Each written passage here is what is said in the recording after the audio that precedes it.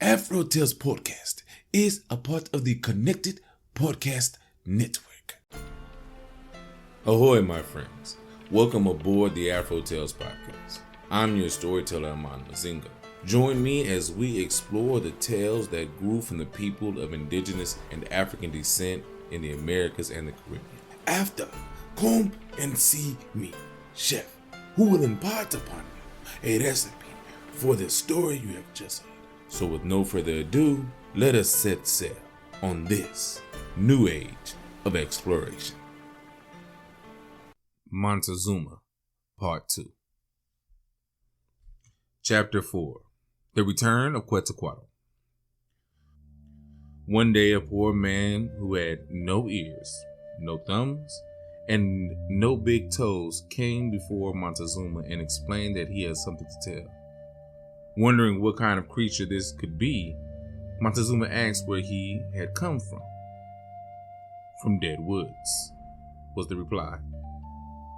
And who had sent him? He had come of his own to serve and to tell what he had seen. He had been walking along the ocean, he said, when he noticed what seemed to be a large moving hill from one place to another on the water. And no such thing had ever been seen before.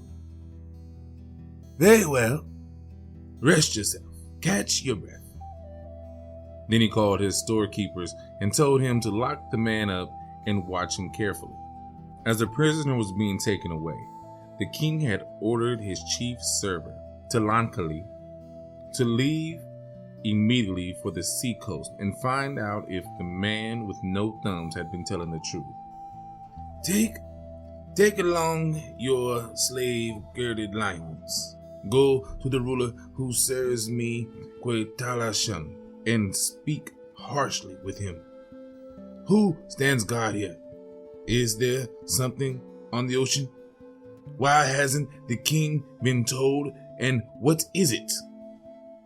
When they go to Quetzalcoatl, they asked for the ruler and gave him the king's message, word for word. Sit down and rest, said the ruler. Then he sent a runner along the shore to find out the truth. And when the man returned, he was running fast. I see something like two pyramids or a pair of hills, he said. It moves on top of the water. The chief server and girded loins went to look for themselves. They saw the thing moving not far from the beach. And there were 7 or 8 men who came out of a little boat, fishing with fish hooks. To get a better view, they climbed a whitewood tree, a very bushy one, and watched until the fishermen returned to the twin pyramids with their catch. Then the chief server said, "Girded lions, let's go." And they climbed out of the tree, went back to pay their respects to the ruler, and returned to Mexico. When they reached the city, they went directly to the place to tell Montezuma what had been seen. "Lord King, it is true. An unknown kind of people has come to the edge of the ocean, and we saw them fishing from a boat with poles, some with nets. When they had made their catch, they went back to the 2 pyramids that float on the water and were carried up into them. There may have been 15 in all, dressed in different colors: blue, brown, green, dirty, gray, and red. They had headdresses like cooking pots that must be for protection against the sun. Their skin is very light, lighter than ours. Most have long beards, and their hair hangs only to their ears." At this news, Montezuma bowed his head and, without saying a word, put his hand on his mouth and sat motionless for a long time, as though he were dead or dumb, powerless to speak. At last he said, "Who can I trust if not you? A lord in his palace. You bring me the truth every day." Then he told the storekeeper to go get the man with no thumbs and set him free. But when they went to the locker and opened the door, the man wasn't there. he had disappeared. The storekeeper was amazed and ran to tell Montezuma, who was also amazed. But after a moment's thought said, "No, I am not surprised, because almost all those people from the coast are wizards." And then he said, "Now I will give you an order you must keep secret on pain of death. If you reveal it to anyone, I will have to bury you beneath my chair, and all your wives and children will be put to death, and everything you have will be taken away, and all your houses torn down, and their foundations dug up until the water spurts from the ground. Secretly, then I want you to bring me the 2 best gold casters, the 2 best jade collars, and the 2 best feather workers." And without delay, the storekeeper sent and found them. "Lord, they are here," he called. "Show them in," answered the king. And when he saw them, he said, "My fathers, you have been brought for a particular purpose. Reveal it to any man, and you will suffer the death and all penalties, houses uprooted, loss of possessions, and deaths of your wives, children, and relatives. Now, each of you must make 2 works. There must be a gold neck chain, each link 4 fingers wide, with pendants and medals, and gold wristbands, ear jewels, fans. One with a gold half moon in the center, and the other with a polished gold sun that can be seen from far away. You must do this quickly as possible." In only a few days and nights, the work was finished. And in the morning, when Montezuma was awake, they sent for his dwarves to tell him to come to the Hall of the Birds to see what had been made. "My lord, examine it," they said when they saw him coming, and when he examined it, he found it good. He called for his storekeeper and said, "Take these grandfathers of mine and give them each a load of coarse mantles of 4, 8 and 10 forearms mixed, also fine mantles, blouses, and skirts for my grandmothers, and corn, chilies, squash, seeds, cotton, and beans." And with these things the workers went home contented. Montezuma then showed the jewels and the featherwork to his chief servant and said, "Here, the gifts are finished. You must take them to the one who has arrived, the one we have been expecting. I am convinced it is the spirit Quetzalcoatl. When he went away, he promised to come back and rule in Tula and in the world. The old people of Tula are certain of this. And before he left, he buried his treasure in mountain ravines and in canyons. And these are the gold and precious stones we find today. Since it's known that he would return from this place in the sky beyond the ocean, a place called the House of Dawn, where he went to meet with another spirit, and since it is certain that all kinds of jewels in the world were once part of his treasure, it can only be that he now returns to enjoy what is his. Even this throne is his, and I'm only borrowing it. Return immediately to Quetzalcoatl and have the ruler make up all kinds of dishes, tamales, rolled tamales, tortillas, with and without beans, all kinds of grilled birds, quail, grilled deer, rabbit, chili powder, stewed greens, and every kind of fruit. If you see he eats these things, you will know he is Quetzalcoatl. If he does not eat them, you will know it is not he. If he likes only human flesh, and if he eats you, all will be well, because I myself will protect and maintain your houses, your women, and your children forever. Have no fear of it. Take girded loins with you. And if you see by the signs that their Lord is Quetzalcoatl, adorn him with the jewels and give him the 2 large fans. humbly beg him to let me die, and when I am dead, he may come enjoy his mat and throne, which I have been guarding for him." The next morning, the chief servant girded loins set out with the gifts. The moment they reached Quetzalcoatl, they told the ruler to prepare the food, using the finest ollas and baskets, and at midnight they carried it all to the edge of the ocean, so that by daybreak they were there, waving their arms and signaling across the water. The small boat was lowered. 4 men came rowing to shore to greet them, and to ask who they were and where they were from.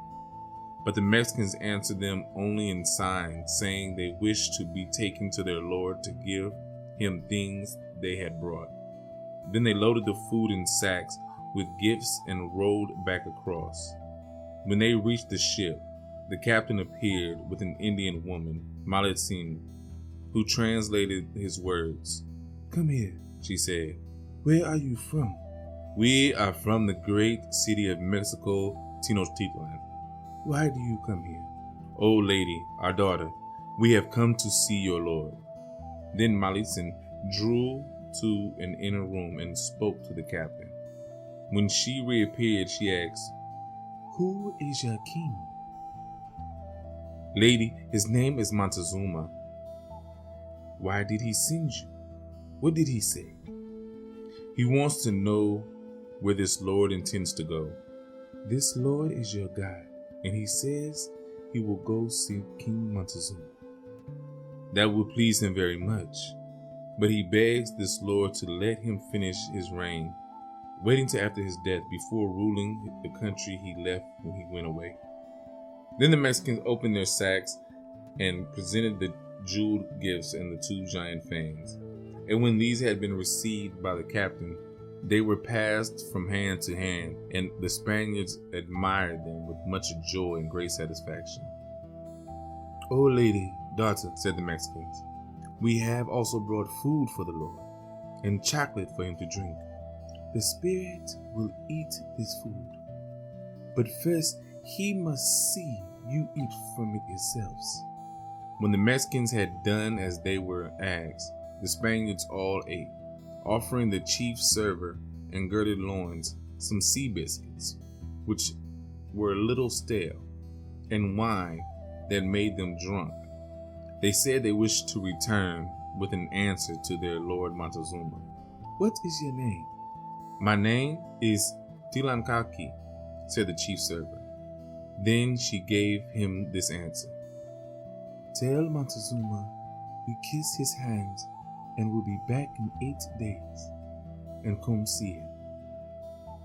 Carrying these words, the Mexicans returned to their king and reported everything that had happened, describing the weapons they had seen and the horses, and showing him one of the biscuits. "What flavor does it have?" asked the king, and touching it, he declared that it felt like tufa stone. He called for a piece of tufa, compared it, and found that the biscuit was heavier.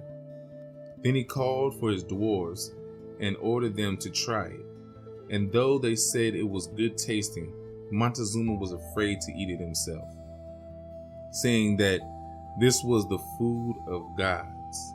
Instead, he ordered his priests to bring it to Tula and bury it in the temple of Quetzalcoatl. They took the biscuit, placed it in a fine jar, all worked with gold, and covered the jar with cloth. Then they traveled north from Mexico, carrying incense burners.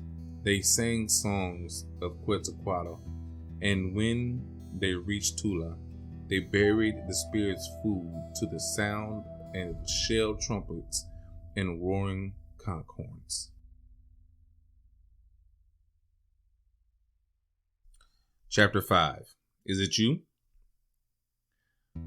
When the Spaniards arrived at the edge of the city, things came to a head, and it reached the point where Montezuma fixed himself and got dressed to meet them, along with the other high lords and princes who were his chiefs and nobles.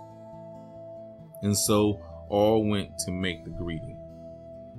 Fine flowers were placed at the gourd tray, with popcorn, yellow tobacco, and koa flowers, surrounded by shield and heart flowers, in wreaths and garlands. And they brought gold necklaces, collars, and neckbands, so that when Montezuma met them there at Hummingbird Point, he had gifts for the captains and warlords. Then he gave them the flowers, necklaced them with flower necklaces, adorned them with flowers, and wreathed their heads. Then he showed the Marquis all the necklaces made of gold, and he necklaced him with a few of them, and the greetings came to a close. Then the Marquis said to Montezuma, "Is it you? Are you he? Are you Montezuma?" "Yes, I am," said Montezuma. And he arose and went over to him and made a low bow. Then he pulled himself up to full height, stood straight, and addressed him, saying, "My lord, you must be tired. You must be weary. You have arrived in the city of Mexico. You have reached this mat and throne of yours that I have held for you briefly.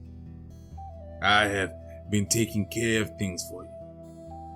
Gone are those rulers of yours, Itzcoatl, Montezuma the Elder, Ashkiata, Tiso, Awisoto, who briefly stood guard for you, governing this city of Mexico.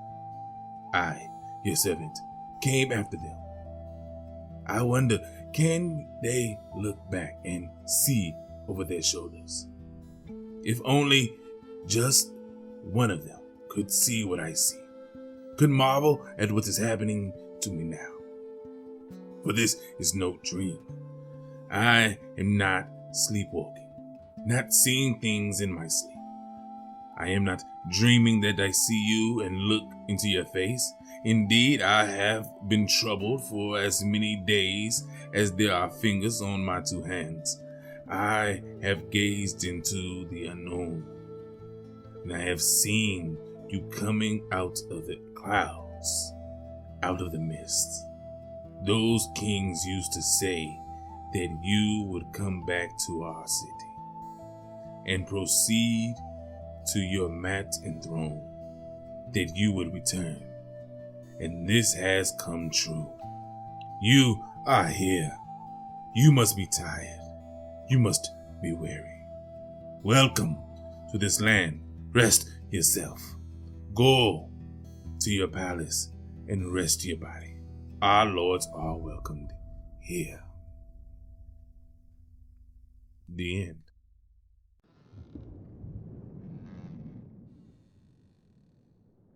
Well, yeah, we kind of knew that was coming, right? Again, from the book of the Latin American Folktales by John Beirhorst. Part 2, we kind of knew what was coming. But the way he prepared to hand over his kingdom, excuse me, can we, the people, talk about this first? Who are these people coming? But I guess, what would you do if you, for the first time, see a ship on the horizon? Like, these ships were massive. I wouldn't be so, I mean, these are warships. These are galleons. There are hundreds of people aboard these ships, and they're coming at you. Now, I have a problem with the Indian lady that was helping Cortez, because I'm like, did she kind of, give them the 401, like, yeah, these are some very superstitious people. When they come to you, just say you're a god, and you won't even have to fight. Because I feel like that's what happened there, right? Like, she basically, set it up like, yeah, oh yeah, he's a god. Of course he's a god. Like, he's not a regular human like the rest of you. You just bow down to him, and we'll make this easy. Like, was her people captured? Like, how did she even get on the ship? That was a big thing for me. I didn't I couldn't find it. And I will say though, reading this story, and I'm hurt the way it ended in this book. I wanted to go further, but I guess that's the point, right? You and I will now go further and do more research to see why or what occurred afterwards, if you don't already know. If this isn't your history, you don't know what happens in detail after this occurrence. We know the grand fallout. The Aztec Empire comes to an end. Spain takes over Central America, and later on, Mexico finally fights back against Spain to gain its freedom hundreds of years later.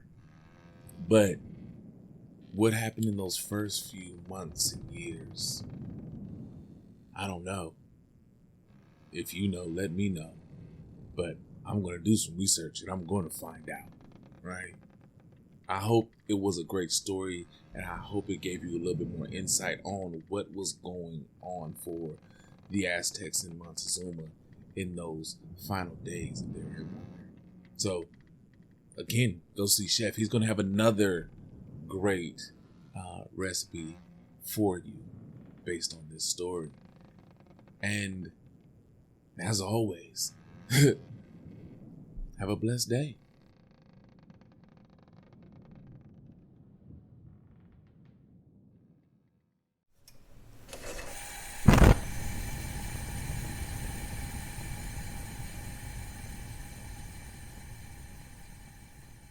Welcome, my friends, to the Galley. I am your chef, and today we have a wonderful recipe inspired by the story you have just heard. Today, we will be creating Aztec Chocolate Cookies. Now, what will you need for this recipe? 1.5 cups of all-purpose flour, 1 teaspoon of ground ginger, 1 teaspoon ground cinnamon, 1/8 teaspoon of ground chipotle chili, 1 tablespoon of cocoa powder, 1/2 cup of butter, and 1/2 cup of brown sugar, 1/4 cup of honey, 1 teaspoon baking soda, 1 teaspoon vanilla extract, preferably Mexicano, 7 ounces of semi-sweet chocolate chips, and 1/4 cup of sugar. Now, how do we put this recipe together? Easy. In a medium bowl, combine the flour, spices, and cocoa powder. In a separate bowl, beat together the butter and brown sugar until the mixture is fluffy. Add the honey and vanilla. Beat until combined. Then, in a small bowl, dissolve the baking soda in 1.5 teaspoons of boiling water. Beat half of flour mixture into butter mixture. Beat in baking soda mixture, then remaining half of flour mixture. Add the chocolate chips and refrigerate for 30 minutes. Then you will preheat the oven to 325 degrees. Line a baking sheet with parchment paper. Then you will roll dough into 2-inch balls. Roll dough balls in granulated sugar and place on baking sheet. Flatten slightly. Then transfer to oven and bake until surfaces crack slightly, about 18 to 20 minutes. And that is it, my friend. Take them out and let them cool before eating. And there you have it. Now, go. Make this recipe yours. And remember what happened to Montezuma when he met Quetzalcoatl, allegedly. And until I have another wonderful recipe for you, as always, enjoy.